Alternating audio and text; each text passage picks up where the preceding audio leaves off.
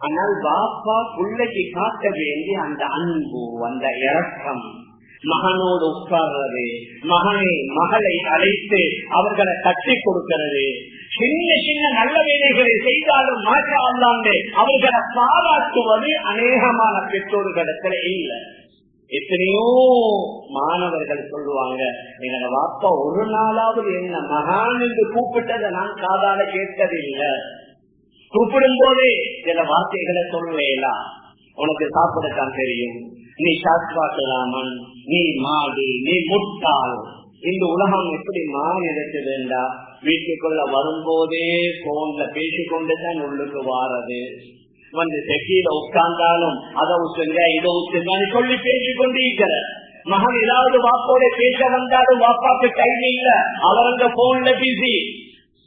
கணேசத்திற்குரிய பெரியார்களே, அன்பிற்குரிய கணவான்களே, சகோதரர்களே, அல்லாஹு சுப்ஹானஹு வ தஆலா நம் அனைவர்களுக்கும் எண்ணற்ற அருட்கொடைகளை, பாக்கியங்களை, அனுகூலங்களை தந்திருக்கிறான்.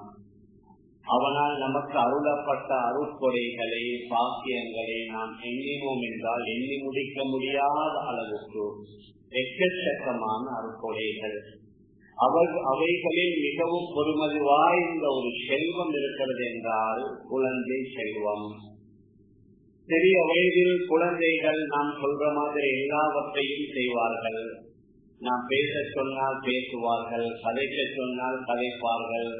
எதை சொல்லிக் கொடுக்கிறோமோ அதை அப்படியே அந்த குழந்தை சொல்வதை கேட்டு நாம் எல்லாம் ஆனந்தப்படுவோம். பெற்றோர்களுடைய கல்வும் கண்ணும் குளிரும்.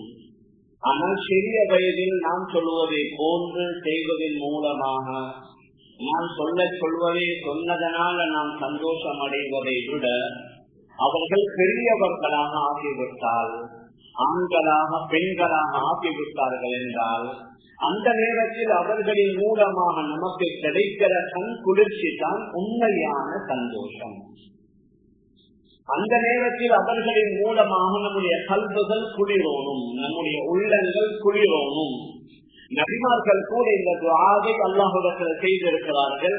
ரப்பனா ஹப் லனா மின் அஸ்வாஜினா வ ذُرِّيَّاتِنَا قُرَّةَ أَعْيُنٍ وَاجْعَلْنَا لِلْمُتَّقِينَ إِمَامًا. யா அல்லாஹ், நம்முடைய மனைவிமார்களின் மூலமாக, நம்முடைய குழந்தைகளின் மூலமாக நமக்கு கண் குளிர்ச்சியை தருவாயாக என்று நபிமார்கள் கூட கேட்டிருக்கிறார்கள். குழந்தைகள் கிடைத்து அவர்களின் மூலமாக கண் குளிர்ச்சி ஏற்படல்ல, உள்ளத்தில் அமைதியும் நிம்மதியும் ஏற்படல்ல. அதற்கு மாற்றமாக அவர்களின் மூலமாகவே பல பிரச்சனைகள், அவர்களின் மூலமாகவே பலவிதமான சங்கடங்கள், அவர்களின் மூலமாகவே பலவிதமான ஏற்று பேச்சுக்களை பெற்றோர்கள் எப்பொழுது கேட்க ஆரம்பித்து விடுகிறார்களோ அந்த நேரத்தில் தான் அவர்களுடைய வாழ்க்கையே பெரிய திண்டாட்டமாக மாறிவிடும். மனைவியின் மூலமாக அமைதி ஏற்படல்ல, குழந்தைகளின் மூலமாக அமைதி நிம்மதி ஏற்படவில்லை என்றால் அந்த வாழ்க்கை உண்மையான வாழ்க்கையாக ஆகாது. மேலான பெரியார்களே, அன்பிற்குரிய கணவான்களே, சகோதரர்களே, அதனால வளரக்கூடிய அந்த ஆண்களாக இருக்கலாம், பெண்களாக இருக்கலாம், அவர்கள் நல்லவர்களாக உருவாகணும். பணம் சம்பாதிக்கிறார்கள், புதிய புதிய கண்டுபிடிப்புகளை கண்டுபிடிக்கின்றார்கள், பலவிதமான போட்டிகளில் தங்க மெடல்களை எடுக்குகின்றார்கள், வெளிநாடுகளுக்கு சென்று பல லட்சக்கணக்கான பொறுமதியான மெடல்களை வாங்குகிறார்கள்.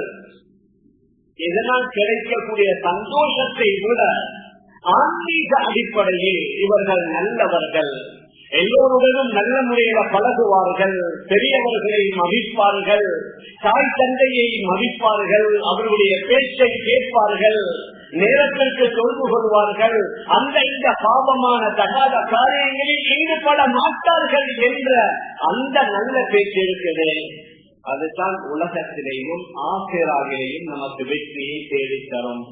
மேலான பெரியார்களே, அன்பிற்குரிய கணவான்களே, சகோதரர்களே, அதனால வளரக்கூடிய நம்முடைய ஆண்கள் பெண்கள் நல்லவர்களாக வளரணும் என்று நாம் எந்த அளவுக்கு கரிசனை காட்டுகின்றோமோ அதைவிட கூடுதலாக நம்முடைய சில இஸ்லாமிய விரோதிகள் இவர்கள் நல்லவர்களாக வந்துவிடக் கூடாது, இவர்களின் மூலமாகத்தான் இஸ்லாமிய சமூகத்தை சீரழிக்கலாம், இஸ்லாமிய சமூகத்தை சின்ன பின்னமாக்கலாம்.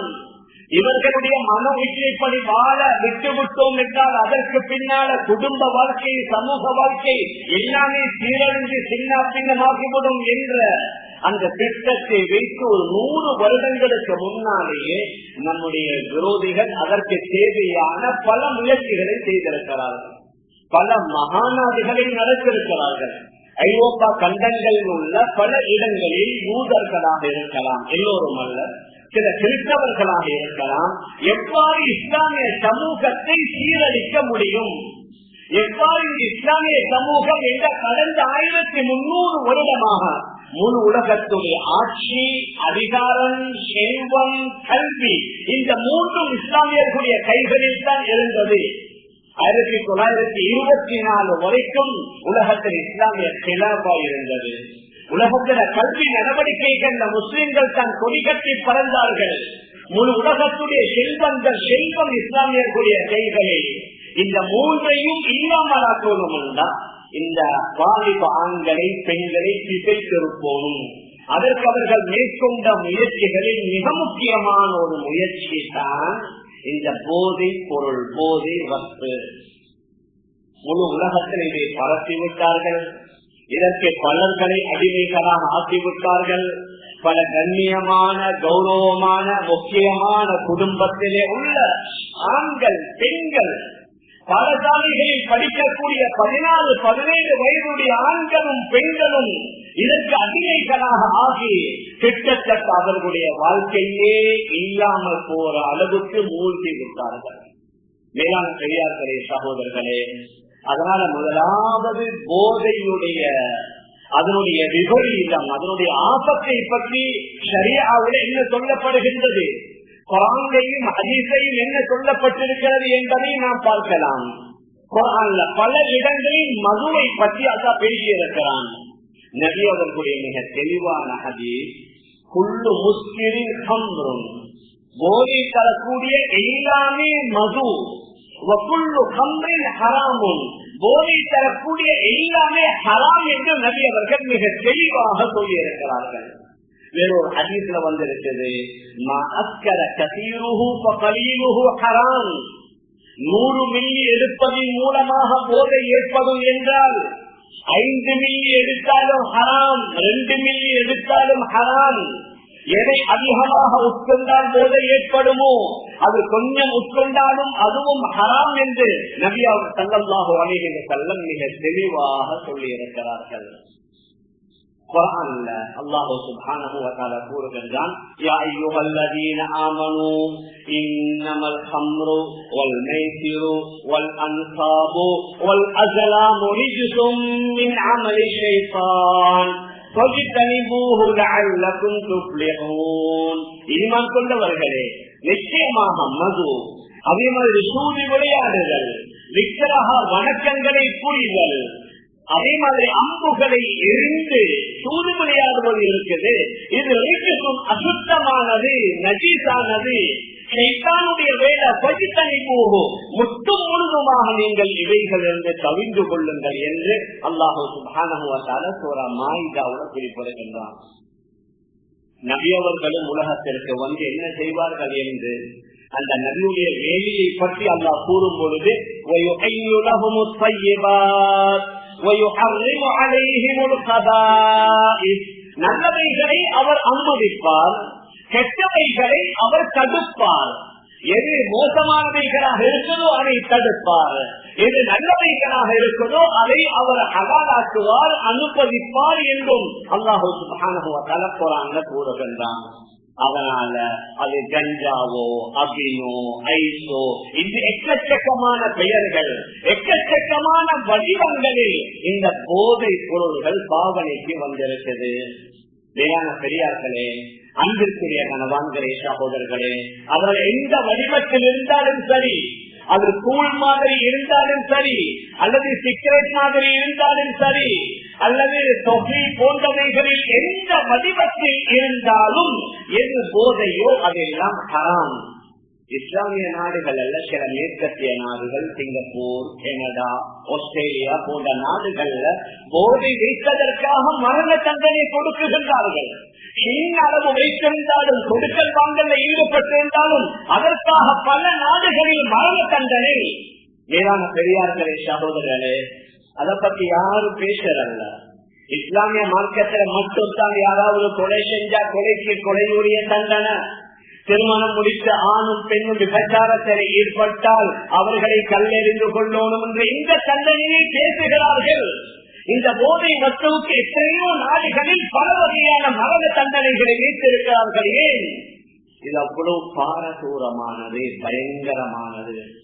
விபச்சாரத்திற்குரிய தண்டனையையும் அல்லாஹ் குர்ஆன்ல கூறுகின்றான், கொலைக்குரிய தண்டனையையும் அல்லாஹ் கூறுகின்றான், திருட்டுக்குரிய தண்டனையையும் குர்ஆன்ல அல்லாஹ் கூறியிருக்கிறான். அவைகளை பற்றி விரிவாக பார்ப்பதற்குரிய நேரம் இல்லை. இந்த மூன்றும் மிக பயங்கரமான, மிகப்பெரிய, அதாவது அநியாயத்தை, ஆபத்தை ஏற்படுத்தக்கூடிய மிக பயங்கரமான பாவங்கள். இந்த மூன்று பாவங்களுக்குரிய தாய் என்றால் அது போதை தான். இந்த போதை தலைக்கேறினா கொலை செய்ய அவர் தயங்க மாட்டார். சென்ற மாதம் நம்ம எல்லோருக்கும் தெரியும், கம்பெனியில நடந்த நிகழ்வு. போதை தலைக்கு ஏறிச்சு, இப்பொழுது கொலை அவருக்கு பெரிதாக விளங்காது. போதை தலைக்கு ஏறிச்சு, விபச்சாரம் பெரிதாக விளங்காது. போதை தலைக்கு ஏறிட்ட திருடுவது என்பது சாதாரணமான விடயம். அவங்கள்ட்ட வீட்டுள்ள அனைத்தையும் கொண்டு விற்பார்கள். வீட்டில் பாதிக்கப்படக்கூடிய எல்லா பொருள்களையும் விற்பார்கள். சில நேரங்களில் சொந்த மனைவியை கூட வித்திருக்கிறாங்க. சில நேரங்களில் தனக்கு பணம் தரல உம்மா வாப்பாவை ஆள் வைத்து அடித்திருக்கிறார்கள். சில நேரங்களில் வாப்பாவை உம்மாவை கொண்ட வரலாறுகளையும் நீங்க கேள்விப்பட்டிருக்கிறீங்க. அதனால தான் நபியவர்கள் சொன்னார்கள், அல்ஹம்து ஜிம்மாஉல் இஸ்ல், இந்த போதை இருக்கிறது, இது அனைத்து பாவங்களை உள்ளடக்கிய மிக பயங்கரமான ஒன்று. உம்முல் கபாயிர், தவறுகளின் குற்றங்களுடைய தாய் என்ற ஹதீஸும் பதிவு செய்யப்பட்டிருக்கிறது. மேலான பெரியார்களே, அன்பிற்குரிய கணவான்களே, சகோதரர்களே, அதனால முதலாவது இதை எவ்வாறு இல்லாமலாக்கலாம்? நினைத்தால் மிக இலகுவாக இல்லாமலாக்கலாம். எத்தனையோ விஷயங்களுக்கு ஆர்ப்பாட்டங்களும் போராட்டங்களும் எதிர்ப்பு பேரணிகளும் செய்கின்ற இந்த நாட்டில் உள்ள நாங்கள் எல்லாரும், எல்லா இனத்தவர்களும் மதத்தவர்களும் ஒன்று சேர்ந்து நாட்டில் உள்ள அரசாங்கத்தை, பாதுகாப்பு துறையினருக்கு அழுத்தங்களை கொடுக்கணும். யார் இதுல சம்பந்தப்படுறாங்க? இந்த நாட்டிலிருந்து வழியுது, எந்த வழியாக வருது, எந்த கடல் மார்க்கமா வருதா அல்லது ஆகாய மார்க்கமா வருதா, இதெல்லாம் தெரியும். மேலான பெரியார்களே, சகோதரர்களே, ஆனால் சில மில்லியன் பணங்களுக்காக இது மிகப்பெரிய மாஃபியா வியாபாரம் என்றால் மிகையாகாது. அவர்கள் அவர்களுடைய வேலைகளை செய்யணும். ஆனா நாங்கள் இஸ்லாமியர்கள் என்ன செய்யலாம்? இருவருக்கு எங்களுடைய இளம் ஆண்களையும் யுவதிகளையும் எவ்வாறு பாதுகாக்கலாம், அந்த விடயங்களை நாங்கள் கொஞ்சம் பார்க்கலாம். இதன் அவர்கள் எதனால இதன் பக்கம் ஈர்க்கப்படுகிறார்கள்? இந்த போதைக்கும், ஐஸுக்கும், கஞ்சாவுக்கும் அவர்கள் எவ்வாறு உள்வாங்கப்படுகின்றார்கள்? அதனுடைய காரணிகள் என்ன?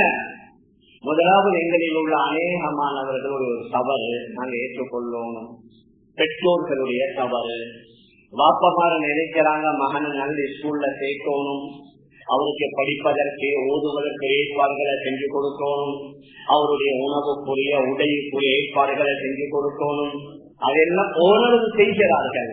ஆனால் வாப்பா பிள்ளைக்கு காட்ட வேண்டிய அந்த அன்பு, அந்த இரக்கம், மகனோடு உட்கார்றது, மகளை அழைத்து அவர்களை தட்டி கொடுக்கிறது, சின்ன சின்ன நல்ல வேலைகளை செய்தாலும் மாஷா அல்லாஹ் அவர்களை பாராட்டுவது அநேகமான பெற்றோர்களிடத்துல இல்லை. எத்தனையோ மாணவர்கள் சொல்லுவாங்க, எங்க வாப்பா ஒரு நாளாவது என்ன மகான் என்று கூப்பிட்டதை நான் காதால கேட்டது இல்லை.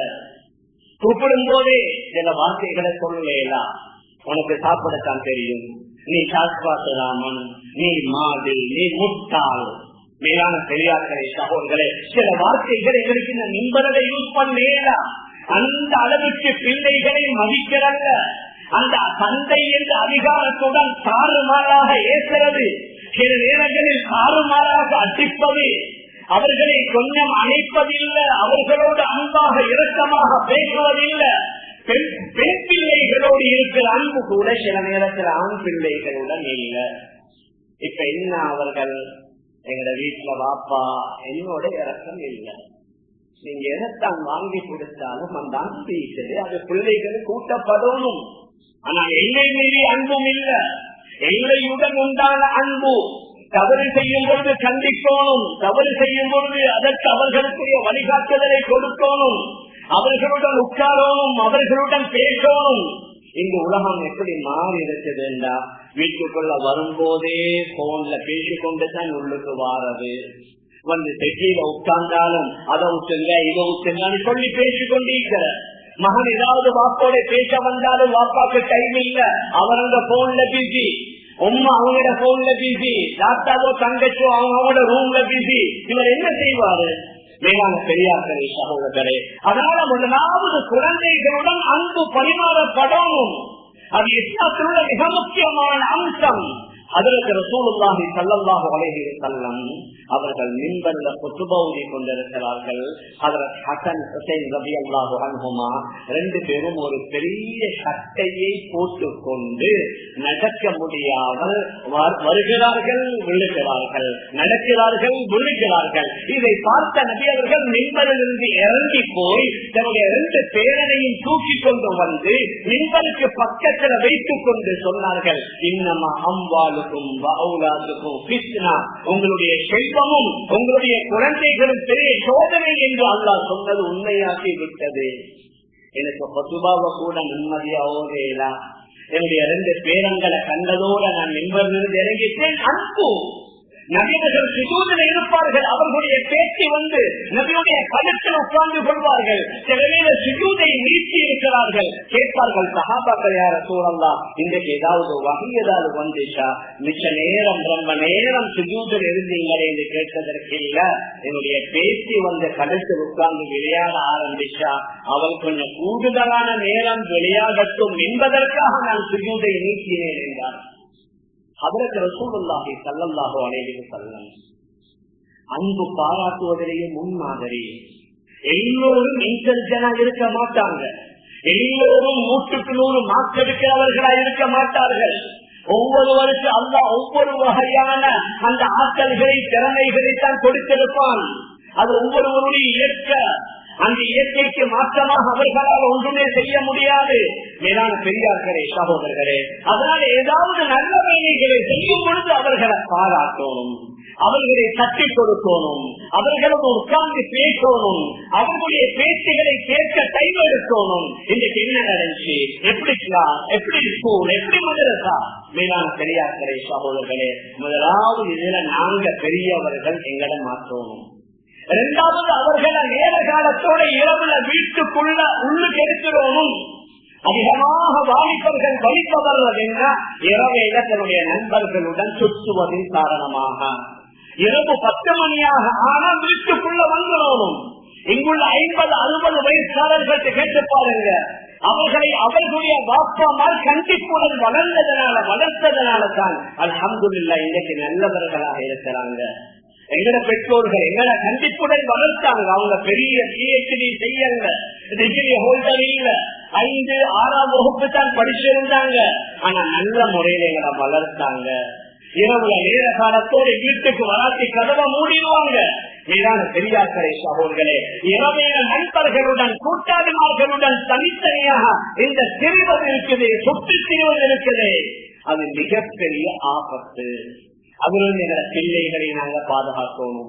எங்களோட பெண் பிள்ளைகளையும் அவங்களுடைய தோழிகள் யார் என்று பார்க்கணும். என்ன நபியுடைய மிகப்பெரிய மிக முக்கியமான ஹதீஸ், அல் மர்உ அலா தீனி கலீலிஹி, ஒரு ஆளை பார்க்கணும் என்று அவனுடைய கூட்டாளிய பாருங்க. அவர் கூட்டாளி நல்லவராக இருந்தால் அவர் நல்லவர், கூட்டாளி கெட்டவராக இருந்தால் அவர் கெட்டவர். எனவே எங்களோட பெண் பிள்ளைகள் நல்ல பிள்ளைகளாக இருப்பாங்க. ஆனா அவட நன்றிகள் தோழிகள் மோசம் என்றா மற்ற மதங்கள்ல பாரதூரம் இல்லையே. விபச்சாரம் செய்யறது, ட்ரக்ஸ் அடிக்கிறது, கூத்து, கும்மாளம், களியாட்டம், பாட்டு, டான்ஸ், இதெல்லாம் பொழுதுபோக்கு. அவர்களுக்கு இதனுடைய பாரதூரம் விளங்காது. அதனால தான் நாங்க பார்க்கலாம் சில பெண்மணிகளும் அதற்கு சர்வசாதாரணமாக பழகிவிடுகிறார்கள். அதனால் இவர்களுடைய தோழிகள் நன்றிகள் யாரு? முடியுமென்றா படிக்கிற முக்கியமான வேலைகள் இல்ல, இரவேல 10 மணியோட வீட்டில் உள்ள வைஃபை கனெக்ஷன் ஆஃப் பண்ற, கம்ப்யூட்டர் லேப்டாப்புகளை வீட்டுடைய மெயின் ஹோல்ல வைக்கிற, என்று அவர்களுடைய அறைக்குள் இருக்கும் பொழுது நாங்க போறது நல்லதில்லை. மெயின் ஹோல்ல இருந்தா அவர்கள் என்ன செய்கிறார்கள் என்று ஓரளவாவது பார்க்கலாம். மறுமுனையில நாங்க பார்க்கிறார்கள் என்பதும் அவர்களுக்கு விளங்கும். மேலான பெரியார்களே, அன்பிற்குரிய கணவான்களே, சகோதரர்களே, அதனால முதலாவது அவர்களுடன் அன்பாக இரக்கமாக, இரண்டாவது நல்ல நண்பர்கள் நல்ல கூட்டாளிமார்களுடன் பழகப்படுவது, அதற்கு பின்னாலே இரவேல நேர காலத்துடன் அவர்களை வீட்டுக்குள்ளே எடுப்பது, அதற்கு பின்னால் உள்ள முக்கியமான ஒத்த வயதில் உள்ளவர்களை தனியாக அனுப்பாமல் இருப்பது. இப்ப ஓ லெவல் முடிஞ்சிருக்குது, நேற்று தான் முடிஞ்சு. இப்ப பாருங்க, வாலிபர்கள் எல்லாம் சேர்ந்து போவாங்க. அவர்களாகவே வேணுண்ட பிடிச்சி வாகனம் ஒன்றை பிடிச்சி இலங்கையில் உள்ள பல ஊர்களில் போவாங்க. சுற்றுப்பயணம் கூடாதுன்னு நாங்க சொல்ல வரல, பெற்றோர்கள் கூட்டி கொண்டு போங்க. உம்மாவும் வாப்பாவும் உங்களை கட்டுப்பாட்டு அவர்களை வைங்க, அவர்களை காலையில பஜருக்கு தொலைவீங்க. இப்ப நண்பர்கள் எல்லோருமாக சேர்ந்து போனால் அவர்களுடைய கூத்து, அவர்களுடைய கும்மாளம் அதற்கு அங்கே எல்லை இல்லாமல் போய்விடும். அதுலதான் பலர்கள் ஆங்காங்கே தவறு செய்யக்கூடிய சந்தர்ப்பம் அவர்களுக்கு உருவாகுது. கடந்த காலங்களில் பல கசப்பான நிகழ்வுகள், எங்கள் எத்தனையோ வாலிபர்கள் கடலுக்கு போய்த்து, ஆற்றுக்கு போய்த்து, அதே மாதிரி ஓட்ட போல்கள்ல போய்த்து, கந்திகளை மூழ்கி, பல வாலிபர்கள் பைஸ்ல போய் அதன் மூலம் எக்ஸிடென்ட் ஏற்பட்டு எத்தனை வாலிபர்களை நாங்கள் இழந்திருக்கிறோம். ஒரு கொஞ்ச நேரம் சந்தோஷம், அவர்களை தனியாக அனுப்புவதில்லை, ஒரே வயதுடையவர்களை மட்டும் தனியாக அனுப்புவதில்லை. அதற்கு ஒரு கட்டுப்படக்கூடிய பெரிய ஒருவர், அவருடைய பேச்சை எல்லாரும் கேட்கணும், அவர் சொன்னதை எல்லோரும் கேட்கிற மாதிரி கட்டுப்படக்கூடிய ஒரு பெரியவர் 2 பேர்களை போட்டு அவர்களை நாங்கள் அனுப்பினோம்னா ஓரளவு அந்த இளைஞர்களை நாங்க பாதுகாக்கலாம். மேலான பெரியார்களே, அன்பிற்குரிய கணவான்களே, சகோதரர்களே, அதனால இது போன்ற காரியங்களில் நாங்கள் கவனஈனமாக இருக்கிறோம். இது போன்ற காரியங்களில் நாங்கள் கவனஈனமாக இருப்பதன் காரணமாகத்தான் எங்களுடைய எத்தனையோ ஆண்களும் பெண்களும் எங்களுடைய கட்டுப்பாட்டை விட்டு சென்று விடுகின்றார்கள். மேலான பெரியார்களே, அன்பிற்குரிய கணவான்களே, சகோதரர்களே, இதனுடன் நாங்கள் மறந்துவிடக் கூடாது. அவர்கள் எல்லோரையும் நேரத்திற்கு தொழுக வைக்கணும். இந்த குர்ஆன்ல அல்லாஹ் சொல்லிவிட்டான்,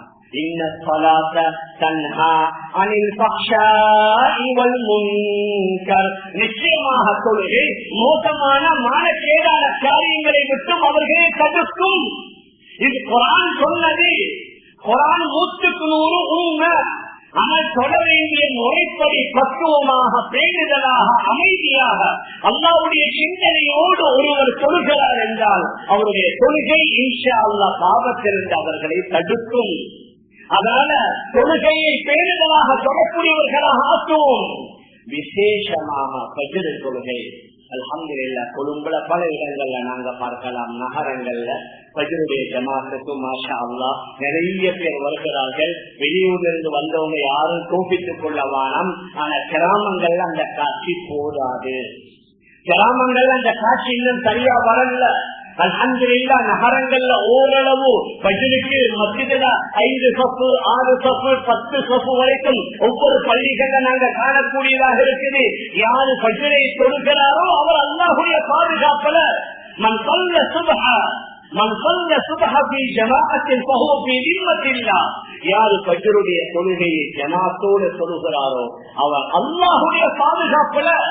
அன்றைய தினம் அவர் வடித்தவர மாட்டார். அன்றைய தினம் அவரால் பாவமோ குற்றங்களோ செய்ய இயலாது. மேலான பெரியார்களே, அன்பிற்குரிய கணவான்களே, சகோதரர்களே, அதனால ஃபஜ்ரிலிருந்தே அவர்களுடைய தொழுகை ஆரம்பிக்கப்படணும். குர்ஆன் ஓத வைக்கணும். அல்லாஹ்வுடைய கலாம் இன்ஷா அல்லாஹ் குர்ஆன் அவர்களை மாற்றும். கலாமுல்லாஹ் அல்லாஹ்வுடைய பேச்சு குர்ஆனோடு இணைத்து பாருங்க. வெளிநாடுகள்ல சில நாடுகள்ல பார்க்கவே சந்தோஷம். லண்டன், கனடா போன்ற நாடுகள்ல மாஷா அல்லாஹ் காலையில ஃபஜ்ருக்கு வருகிறார்கள், தஹஜ்ஜுத் தொழுகைக்கு வருகிறார்கள். பாடசாலை போகும் வரைக்கும் 6:30 மணி, 8 மணிக்கு ஸ்கூல் உள்ள 7 மணி வரைக்கும் குர்ஆன் ஓதுறாங்க. அதற்கு பின்னால அமெரிக்காவுல நாங்க சில வருடங்களுக்கு முன்னால புளோரிடா சென்றிருந்தோம். அந்த மயாமி என்ற நகரத்துல இன்னும் பல ஊர்களை நாங்க பார்த்தோம். காலையில ஃபஜ்ருக்கு வராங்க. அந்த இங்கிருந்து போனவர்கள் தங்களை மாற்றிக் கொண்டுட்டாங்க. ஆனா நாங்க இன்னும் எங்களை மாற்றல்ல.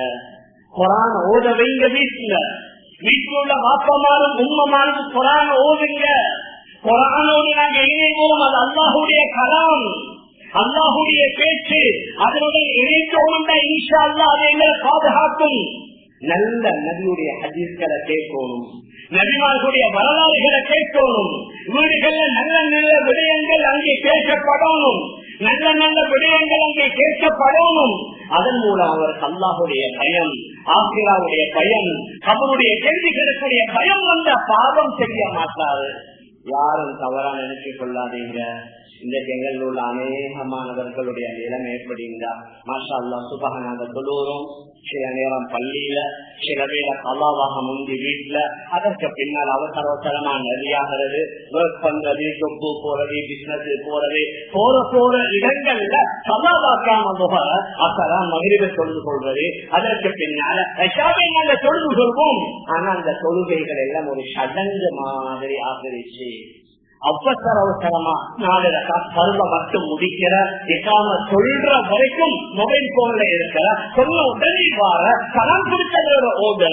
நாங்க ஒவ்வொருவரும் யோசிக்கணும், இந்த தொழுகையினால என்னுடைய வாழ்க்கையில மாற்றங்கள் வருமா? கடமை நீங்கும், நான் இல்லை என்று சொல்லல. ஆனா நாங்க எல்லோரும் விரும்புறோம், நான் கொஞ்சம் மாறணும். நான் என்ன மாற்றினாத்தான் என்னுடைய பிள்ளைகள் மாறுவாங்க.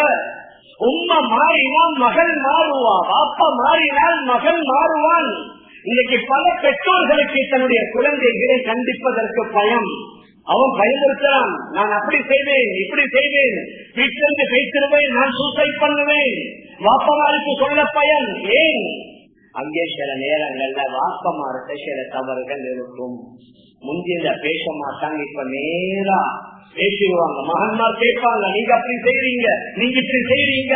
அதனால வாப்பாவுக்கு மகனை சொல்வதற்கு பயம், உம்மா மகனுக்கு சொல்வதற்கு பயம். அதனால தாயும் தந்தையும் உம்மாவும் வாப்பாவும் தன்னை மாற்றணும். தனிமையில ரகசியமான நேரங்கள்ல பாவங்கள்ல குற்றங்கள் ஈடுபடக்கூடாது. நாங்க தனிமையில ரகசியமான நேரங்கள்ல நாங்க தனிமையில பாவம் செய்வோம்னா நம்முடைய பிள்ளைகள் எங்களுக்கு வழிபட மாட்டாங்க, கட்டுப்பட மாட்டாங்க. நாங்க அல்லாவுக்கு வழிபட்டோம்டா எங்கட பிள்ளைகள் எங்களுக்கு வழிபடுவாங்க. நாங்க அல்லாவுடைய பேச்ச கேட்போம்டா எங்கட பிள்ளைகள் எங்கட பேச்ச கேட்பாங்க. மேலான பெரியார்களே, அன்பிற்குரிய கணவான்களே, சகோதரர்களே, அதெல்லாம் நாம் எதை சொல்லி கொண்டு வாரோம்டா எங்கட சமூகம் தான் அல்ஹம்துலில்லாஹ் ஓரளவு கட்டுப்பாட்டுடன் ஓரளவு இருக்கிறாங்க. மற்ற சமூகத்தார்கள் ஆல்மோஸ்ட் அவுட். எங்கட நாட்டிலேயும் பார்க்கலாம், வெளிநாடுகளிலேயும் பார்க்கலாம். யாரும் எந்த ஆணும் உம்மாவுடைய எந்த பெண்ணும் பாப்பாவுடைய பேச்ச கேட்கறல்ல. அவர்கள் படித்து முடித்ததோட வெளியில போறது, ரூம் எடுக்கிறது, தங்குறது, யாரோட விருப்பம், எங்க விருப்பம், எது விருப்பம், அது எல்லாத்தையும் செஞ்சு கொண்டு இருக்கிறாங்க. எங்களோட சமூகம் தான் ஓரளவு கட்டுப்பாட்டுடன் இருக்குது. இதிலிருந்து சமூகத்தை வழிகெடுப்போம் என்ற மிகப்பெரிய முயற்சி, அதோட ஆகப்பெரிய முயற்சி தான். முஸ்லிம்கள் எங்கு செறிந்து வாழ்கிறார்களோ, முஸ்லிம்கள் எங்கு அதிகமாக இருக்கிறார்களோ, அங்கத்தான் இந்த போதை பாவனைகள் மிக அதிகம். இறுதியாக இன்னொரு விடயத்தை நான் சொல்லி முடிக்கிறேன். உண்மையிலேயே இந்த போதை பொருள்களை விற்கிறது, வாங்கிறது நுண் முஸ்லிம் அல்ல, எங்கட இஸ்லாமியர்கள் தான். எங்கட சில முஸ்லிம்கள், அவர்களில் ஒரு சிலர் அமல் இபாதத் இல்லாமலும் இருப்பார்கள், இன்னும் சிலர் அமல் இபாதத்தோட உள்ளவர்கள். சில நேரங்களில் ஹஜ்ஜையும் செய்திருப்பார்கள், சில நேரங்களில் மஸ்ஜிதுக்கு சரியா டைமுக்கு வருவாங்க. ஆனா கொஞ்ச நேரத்துல மில்லியன் கணக்கு சம்பாதிக்கலாம், பணம் வருது தானே, அதனால பரவாயில்லைன்னு சொல்லி அதுல நம்முடைய பல ஊர்கள்ல இதை விற்கிறது, வாங்குறது. இதற்கு மெயின் புரோக்கராக இருக்கிறது யாரல்ல? இஸ்லாமியர்கள். அவர்களை இனம் காணணும், அவர்களை அடையாளம் காணணும், காட்சி கொடுப்பது கடமை, எங்களை பருப்பு. நாங்க பயிற்சி கொண்டு ஈச்சலாக எதிர்காலத்தில் நம்முடைய சமூகம் இன்னும் சீரழிவாங்க என்று அதனால சம்பாதிக்கிற அந்த பணத்தை ஹதீஸ்ல அபூதாவுல வருது. இதுல ஈடுபடக்கூடிய 10 வகையானவர்களை நபி அவர்கள் சாபம் விட்டிருக்கிறாங்க. 10 வகையானவர்கள்: விற்கிறவர், வாங்குறவர், மதுவை புளிகிறவர், அந்த ரத்தை ஐசை செய்கிறவர், அதை சாய்க்கிறவர், அதை சுமந்து கொண்டு போறவர், அதற்கு சப்போர்ட் ஆதரவு பண்றவர் என்று சொல்லி 10க்கும் மேற்பட்டவர்களை நபி அவர்கள் சாபமிட்ட ஹதீஸ் அபூதாவுல பதிவு செய்யப்பட்டிருக்கிறது. மேலான பெரியார்களே, அன்பிற்குரிய கணவான்களே, சகோதரர்களே, அதனால் நாங்க எல்லோரும் இதில் அக்கறை செலுத்தவும், இதற்காக கால நேரங்களை ஒதுக்கணும். சில ஊர்கள் அல்ஹம்துலில்லாஹ் கேள்விப்படுகின்றோம். ஊர் மக்கள் எல்லாம் சேர்ந்து ஆக்கப்பூர்வமான சில முயற்சிகளை செய்கிறார்கள். ஏனென்றால் அந்த ஊருக்கு தன் கெட்ட பெயர்.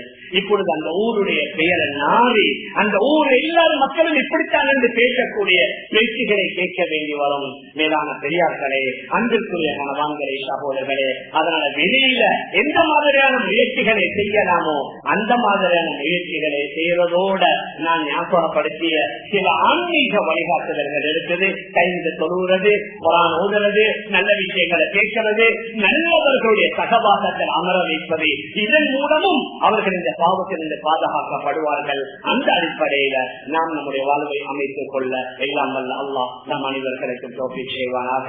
ஆகவே அல்லாஹ் நம் எல்லோருடைய பாவங்களை மன்னிப்பாயாக. நம்முடைய பெற்றோர்கள், உற்றார்கள், உறவினர்கள், முழு உலகத்தில் உள்ள அனைத்து இஸ்லாமிய ஆண்கள் பெண்களுடைய பாவங்களை மன்னிப்பாயாக. விசேஷமாக நம்முடைய நாட்டுடைய முழு உலகத்துடைய நிலைமைகளை சீராக்கி வைப்பாயாக.